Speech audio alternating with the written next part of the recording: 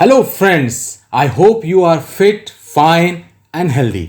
कभी आपने ये सोचा है कि कौन कौन से वो फैक्टर्स हैं जो हमारे बिहेवियर को गवर्न करते हैं?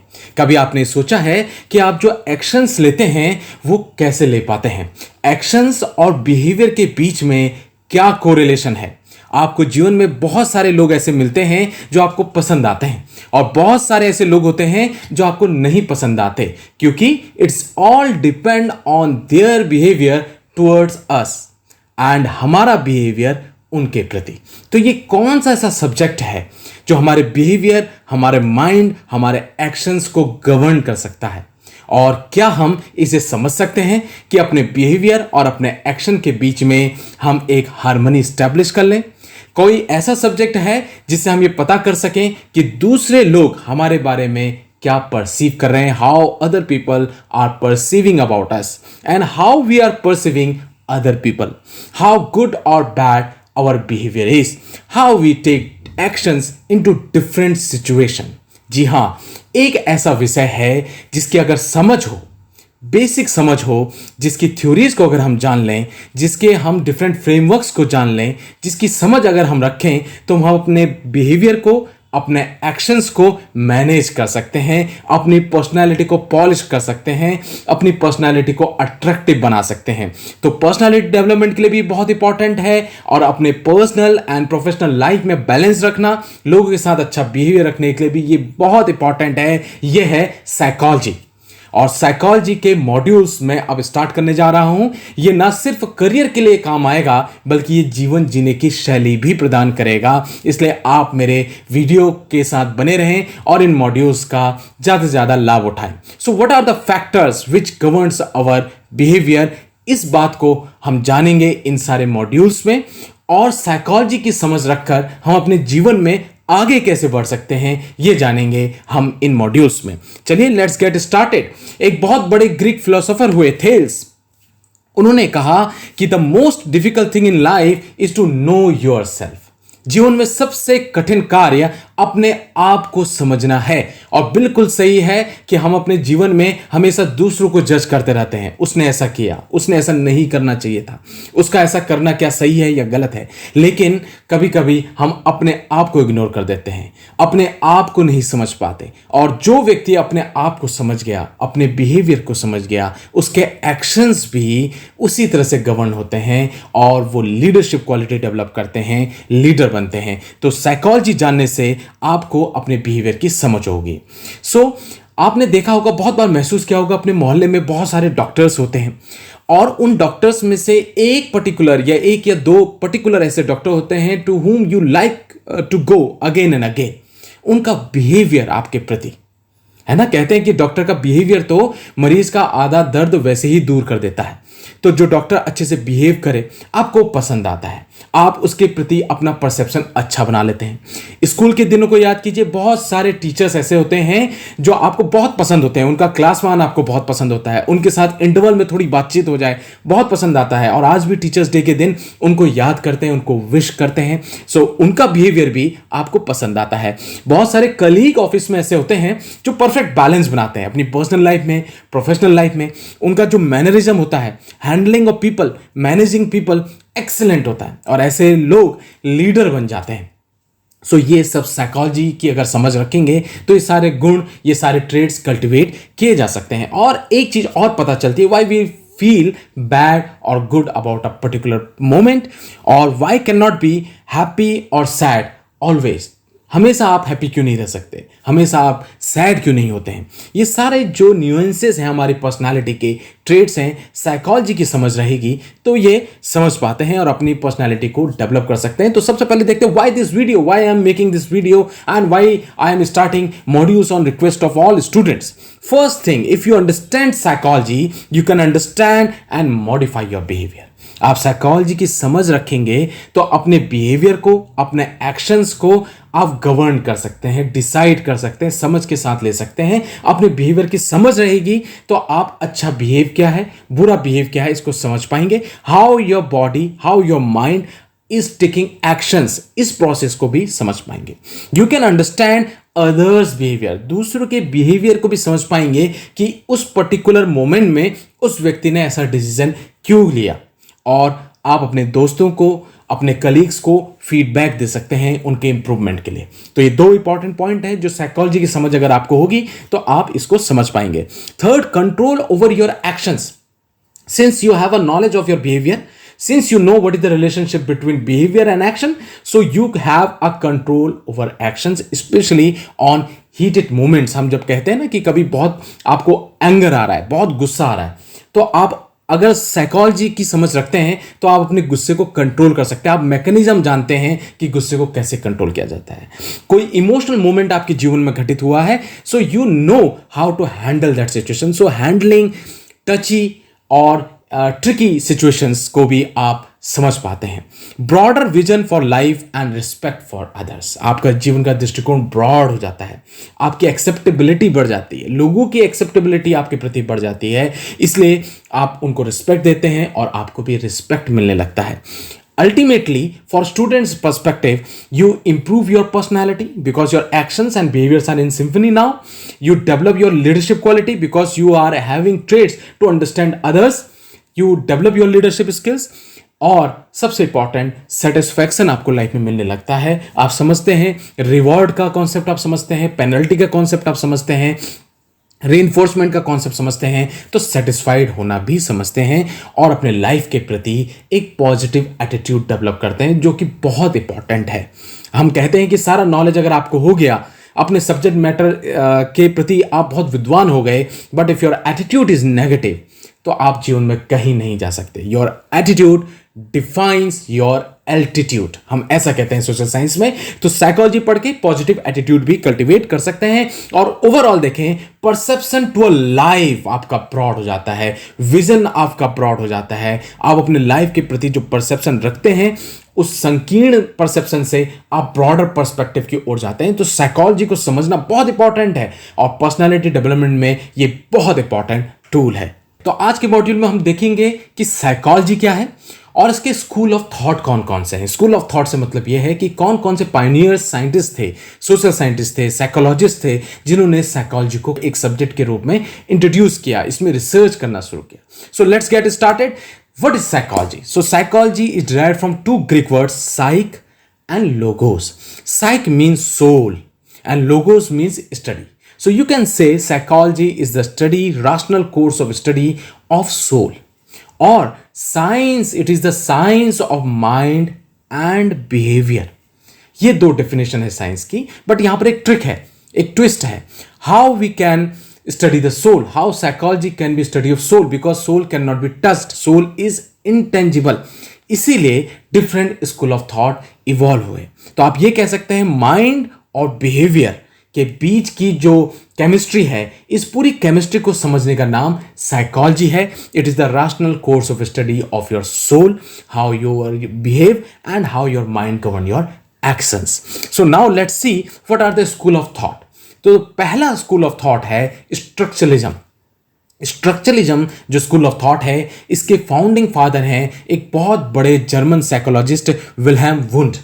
Wilhelm Wundt was the German psychologist और इन्होंने सबसे पहली लैब, विश्व की the first psychology lab establish की।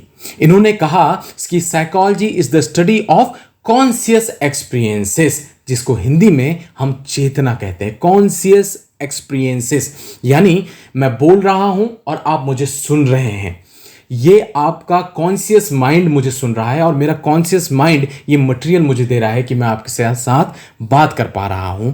और इन्होंने इस एक्सपीरियंसेस को दो भागों में डिवाइड किया, immediate experiences and mediate experiences. Immediate experiences are like which are immediate. एक एग्जाम्पल से समझते हैं। फॉर एग्जाम्पल, आपको दांत दर्द हो रहा है, your tooth is having an एक, ठीक है, दांत में दर्द है, तो आपको यह पता चलता है कि मेरे दांत में दर्द है। डॉक्टर के पास जाते हैं, डेंटिस्ट के पास जाते हैं, तो एग्जैक्ट नस और एग्जैक्ट पॉइंट वो ढूंढ लेता है कि आपको कहां पर दर्द है। सो दांत में दर्द है, इस पोर्शन में दर्द है, is your immediate experience. And exactly in which when it is Penning, कौन सी नस में दर्द है, ये इमीडिएट एक्सपीरियंस है।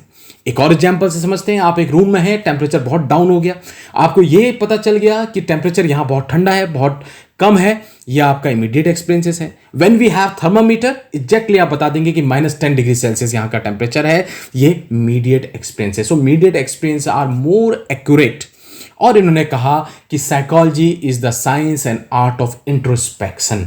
ये वर्ड आपने सुना होगा, इंट्रोस्पेक्शन, यानी अपने अंदर झांकना, अपनी बातों का इवैल्यूएशन करना, यानी breaking down the whole mental process. यानी आप किसी एक सिचुएशन में थे, उस सिचुएशन में आपका बिहेवियर क्या रहा, आपने एक्शन क्या लिया, इसकी पूरी प्रोसेस के एलिमेंट्स की स्टडी करने को इन्होंने कहा साइकोलॉजी। इसको एक एग्जांपल से समझ लेते हैं। फॉर एग्जाम्पल कार को लीजिए। कार का इंजीनियर जो होता है, हम जब कहते हैं कि he is very expert in repairing cars, it means he has a knowledge of engine, he have knowledge of clutch pad, he have knowledge of brake, he has knowledge of oil. सारे car के parts का उसको knowledge है, और सारे parts का knowledge हो गया तो वो कार का इंजीनियर हो गया। वैसे ही आपको साइकोलॉजी का इंजीनियर बनना है, साइकोलॉजी का एक्सपर्ट बनना है अकॉर्डिंग टू विल्हेम वुंड। तो इन्होंने कहा कि सारी मेंटल प्रोसेस को आप समझिए, जिसके अंदर कलर है, शेप है, साइज है, टेक्सचर है, सेंसेशन है, एक्शन है, बिहेवियर है। यानी कोई भी एक्शन आपने लिया, उस एक्शन को लेने में जो जो प्रोसेस से आपका फिजिकल प्रोसेस या मेंटल प्रोसेस गुजरा, इन सब का इवैल्यूएशन करने के बाद जो सम टोटल निकला, उसको आपने कहा इंट्रोस्पेक्शन। और इन्होंने साइकोलॉजी को ऐसे डिफाइन किया। So he establish the first psychology lab, और उन्होंने बहुत ज़्यादा कॉन्ट्रीब्यूट किया साइकोलॉजी में। स्ट्रक्चरलिज्म में एक सेपरेट वीडियो मैं बना के अपने चैनल में जल्द ही डालूंगा। स्ट्रक्चरलिज्म में एक और साइकोलॉजिस्ट हुए एडवर्ड टिचनर। एडवर्ड टिचनर ने एक्सपीरियंसेस को 3 भागों में डिवाइड किया। He divided experience into 3 parts, sensation, feelings and images. इसको एक एग्जांपल से समझते हैं। For example, you are very hungry, बहुत ज्यादा भूख लगी है आपको, और आपको बनाना दिख जाता है। So sensation is after seeing banana the feeling aroused, उसको खाने की जो अर्ज हुई, जो फीलिंग आपके अंदर अराउज हुई, उसको इन्होंने कहा सेंसेशन। अब आपने बनाना कभी भूतकाल में, यानी if you have eaten banana in past, so you have certain likes और dislike towards banana, so that is your feeling towards that item. And now if you have consumed banana, खाने के बाद आप फ्यूचर में कभी बनाना खाना पसंद करेंगे या नहीं, वो आपकी बन गई इमेज उस बनाना के प्रति। So it is the process. First sensation will come, than feeling will be aroused, and after you satisfied or do action, then image about that action will be made for your future discourse. So this is very important, sensation, feeling and images। और आप देखेंगे कि हम लोगों का जीवन भी इन 3 चीजों के हिसाब से चलता है। अब इन्होंने बहुत इंपॉर्टेंट बात कही कि सेंसेशन एंड फीलिंग्स में इन्होंने कहा कि इंटेंसिटी होगी एंड ड्यूरेशन होगा। There will be intensity, how intense you are feeling about a particular sensation, and how much duration of that intensity was there. For example, if you are very very hungry, 4 दिन के भूखे हैं आप, तो sensation and intensity of that sensation will be very high। आपको जो मिलेगा आप खाना चाहेंगे। और भूख मीठा तो भोजन मीठा भी कहते हैं। आधा पार्ट उसमें यह भी छिपा हुआ है कि आपको भूख लगी थी इसलिए भोजन मीठा लगा, और अगर आपका पेट भरा हुआ है तो उस समय 10 प्रकार के व्यंजन रखें, तो इंटेंसिटी और duration of that intensity towards that food will be very very low. So इसको बहुत इंपॉर्टेंट पार्ट से समझा। इन्होंने एक इंपॉर्टेंट पॉइंट और ऐड किया जिससे हमें एक लाइफ में सीख भी मिलती है, इमोशंस। इन्होंने कहा इमोशंस में ड्यूरेशन जरूर होगा, but emotion will lack clarity. इन्होंने कहा इमोशन में ड्यूरेशन होगा, यानी you will be emotional for a quite amount of time, but you will not have clarity of your thoughts. इसीलिए आप देखेंगे लाइफ में जब हम इमोशनल होते हैं तो हम सही डिसीजन नहीं ले पाते। हम डिसीजन क्या लें क्या नहीं लें में बहुत ज़्यादा स्ट्रगल करते हैं, और बहुत बार इमोशनल होकर जो डिसीजन लेते हैं वो गलत होते हैं। इसलिए कहते हैं कि you have to consider rational and emotional approaches to take a particular direction. दिल से लिया हुआ डिसीजन कभी कभी गलत भी होता है, क्योंकि इमोशनली आप इन्वॉल्व होते हो। लेकिन एक और स्ट्रॉन्ग पॉइंट है यहाँ पर इसका, कुछ बातें इमोशनली ही डिसीजन ली जाती हैं, राइट? तो वो मैं बताऊंगा जब आपको कुछ बातें इस मॉड्यूल में आएंगी साइकोलॉजी में, कि where you have to take decision emotionally, where you have to take decision rationally. For example, देशभक्ति। देशभक्ति एक इमोशन है, राइट? हमारे जवान सरहदों पे खड़े हैं बंदूक लेके, अपनी जान को हथेली में रखे, वो इमोशन है। वहां पर आप बहुत ज्यादा ब्रेन से नहीं सोचते, इमोशन से साथ कनेक्ट रहते हैं। जब वॉर होता है तो ब्रेन से सोचते हैं स्ट्रेटजी क्या रहेगी, कैसे हम युद्ध जीतेंगे, वहां ब्रेन इन्वॉल्व हो जाता है। ब्रेन एंड इमोशन का परफेक्ट ब्लेंड होता है हमारी आर्मी में, राइट। सो ऐसे बहुत सारे मौके होते हैं, एक्शंस होते हैं जहां इमोशनली इन्वॉल्व होना होता है, बहुत सारे ऐसे मौके होते हैं जहां रैशनली होता है। सो एक परफेक्ट बैलेंस बनाना पड़ता है। But important point is emotions has duration but do not have clarity, ये आपको पता होना चाहिए। So now going ahead with the second school of thought of psychology which is functionalism. Functionalism के जो फाउंडिंग फादर थे, इनको फादर ऑफ अमेरिकन साइकोलॉजी भी कहा जाता है, William James. William James was the person who was the founding father of functionalism school of thought of psychology. इन्होंने कहा कि psychology is the study of adaptive behavior, यानी आपका जो बिहेवियर है उसके आपके आसपास के जो सर्कमस्टेंसेस हैं उसके प्रति जो आपने अडेप्ट किया अपना बिहेवियर, वो साइकोलॉजी है। एडेप्टिव बिहेवियर की स्टडी करना इन्होंने कहा बहुत इंपॉर्टेंट है। He told that there are 3 important parts which govern our adaptive behaviour. First one is motivating stimulus, second one is sensory stimulus and third one is satisfaction.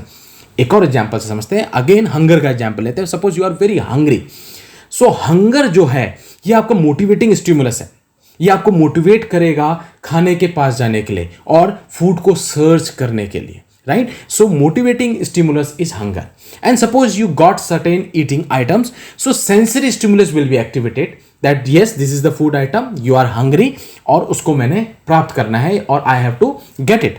So food item will become sensory stimulus and after you eat in food, you have taken food, क्या होगा आपको satisfaction होगा। सो आप देखिए तो life इसी तरह से चलती है। हर व्यक्ति के जीवन में कुछ मोटिवेटिंग स्टिमुलस हैं, उसको प्राप्त करने के लिए उसके सेंसरी स्टिमुलस एक्टिवेट होते हैं और अल्टीमेटली सेटिस्फैक्शन होता है। यहां पर सीखने की बात क्या है? सीखने की बात यह है कि मोटिवेटिंग स्टिमुलस आपका जितना हाई होगा, जितना आइडियल होगा, जितना अच्छा होगा, उतना ही आप सेंसरी स्टिमुलस से इन्वॉल्व होंगे, उतना ही अच्छा आपको सेटिस्फैक्शन मिलेगा। फॉर एग्जाम्पल, जितने भी बड़े स्टालवर्ड्स हुए देश में, स्वामी विवेकानंद जी, महात्मा गांधी, सुभाष चंद्र बोस, इन सब का जो मोटिवेटिंग स्टिमुलस था वो बहुत हाई था कि हमें अपने देश के लिए जीना है, अपने देश के लिए कुछ करना है। एक बहुत बड़े कॉज को लेकर चले। Doctor APJ Abdul Kalam for that example, एक बहुत बड़े कॉज को लेकर चले कि हमें अपने देश को मिसाइल से समृद्ध करना है, इसीलिए उनको मिसाइल मैन का खिताब दिया गया।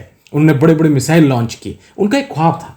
सो मोटिवेटिंग स्टिमुलस इन बड़े लोगों का बड़ा होता है, सो इसलिए इनका सेंसरी स्टिमुलस भी बहुत एक्टिवेटेड होता है और इनको सेटिस्फैक्शन भी उसी लेवल में जाके मिलता है कि जिस लेवल में इनको लगता है कि हमारा मोटिवेटिंग स्टिमुलस सेटिस्फाइड हो गया। यानी जितना हाई आपका मोटिवेटिंग स्टिमुलस रहेगा उतना ज़्यादा सेटिस्फैक्शन की ईगरनेस भी रहेगी। तो अपने लाइफ में अपने लक्ष्यों को आप जितना बड़ा रखेंगे उतना ही ज़्यादा अपने लाइफ में आपको सेटिस्फेक्शन प्राप्त होगा। ये बहुत बड़ी इंपॉर्टेंट सीख है यहाँ पर फंक्शनलिज्म विलियम जेम्स की थ्योरी से, एडेप्टिव बिहेवियर से, राइट। सो ये जो दो मैंने आपको आज बताए thought, structuralism and functionalism, these are the major thought of psychology, though there are certain other thoughts of psychology but these two are important thoughts of psychology. So psychology के अंदर बहुत सारी ऐसी बातें हैं, बिहेवियर और एक्शन के बीच में कैसे आपको हार्मनी बनानी है, ये साइकोलॉजी के अंदर देखेंगे। और अगले वीडियो में पहला जो मॉड्यूल मैं लेके आऊँगा बहुत ही इंपॉर्टेंट है। सिगमंड फ्रायड जो साइकोलॉजी के बहुत बड़े विद्वान रहे, उन्होंने बहुत सारी थ्योरीज दी साइकोलॉजी की और पर्सनालिटी की। उसमें एक बहुत इंपॉर्टेंट थ्योरी है जिसको कहते हैं हम साइको एनालिसिस। बहुत इंटरेस्टिंग है, अपने अंदर की बात है। Psychology is all about knowing yourself. So आपको जानने को मिलेगा मेरे अगले मॉड्यूल में कि कैसे साइको एनालिसिस होती है, कौन कौन से पर्सनालिटी के 3 पार्ट्स होते हैं और वो हमारे बिहेवियर को कैसे गवर्न करते हैं। डेली लाइफ के एग्जाम्पल्स के साथ मैं इंटरेस्टिंग बनाऊंगा इस मॉड्यूल को। सो बने रहिए। आज हमने देखा कि साइकोलॉजी क्या है, उसके 2 स्कूल ऑफ थॉट क्या है, 2-3 लर्निंग्स भी हमने आज अपने ली कि स्टिमुलस जो हमारा है वो जितना हाई हम रखेंगे, हमारा मोटिवेटिंग स्टिमुलस जितना हाई होगा लाइफ में, उतना ज़्यादा हमारे सेंसरी स्टिमुलस होगा और उतना ज़्यादा हमें सेटिस्फेक्शन वाली लाइफ जीने को मिलेगी। ये आज की शिक्षा है। दूसरी शिक्षा थी कि emotions have duration but do not have clarity. So you have to understand where to use emotions and where to take rational decision. These are the 2 important learnings from today's modules. I hope you have liked this module and I will continue this series as per your request. बहुत सारे बच्चों की मुझे request आई कि sir psychology के modules बनाइए और बहुत इंटरेस्टिंग है अपने बारे में जानना। I hope you will like it, share it and subscribe it. So मिलते हैं अगले मॉड्यूल में, तब तक दीजिए इजाजत। नमस्कार।